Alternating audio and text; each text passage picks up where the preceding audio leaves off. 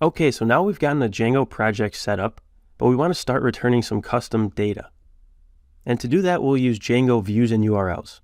But before we dive into those, I want to walk through an example to help us grasp the concept.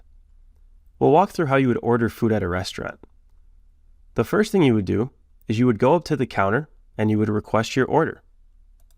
That order would be sent over to the cook, who would prepare your dish, and then your food would be brought to you. And this is very similar to how views and URLs work. And I like to think about views as being the what and URLs being the where. So a view being the what would return something like a web page or data, or in the restaurant example, it could be the pizza. And URLs being the where are locations on the website, like /about, /profile, /blog, /one. And in the restaurant example, could be like going to the counter and requesting the pizza. And it's important to note that URLs and views work in pairs. So /about works in pair with a specific view, /profile would work in pair with a specific view, and /blog, /one would work in pair with a specific view.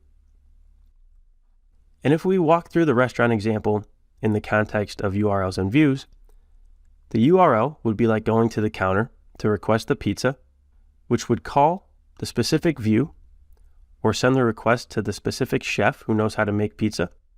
The chef would whip up your pizza and your food would be delivered to you. And now in the example of Django, this would be like going to mysite.com/about, which would be the URL, which would trigger its view that it's paired with, that would return the about webpage, and then it would show all this amazing info about you. But when you order food at a restaurant, sometimes you want to pass in specific ingredients.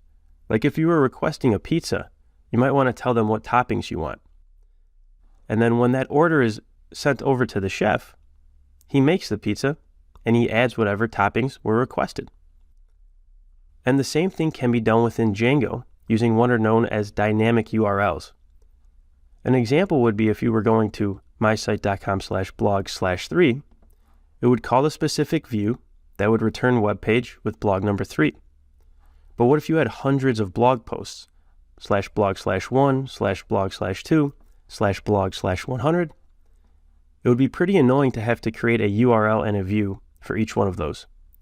So you can do things like pass variables in the URL. In this case, 3 could be a variable to signify which blog post. And it would still call the same view, and the view would understand, okay, let's show the web page for the blog with whatever number was passed.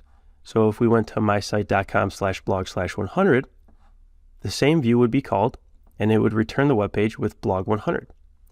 Awesome. So now that we know how views and URLs work, let's actually jump into our project and build some for ourselves.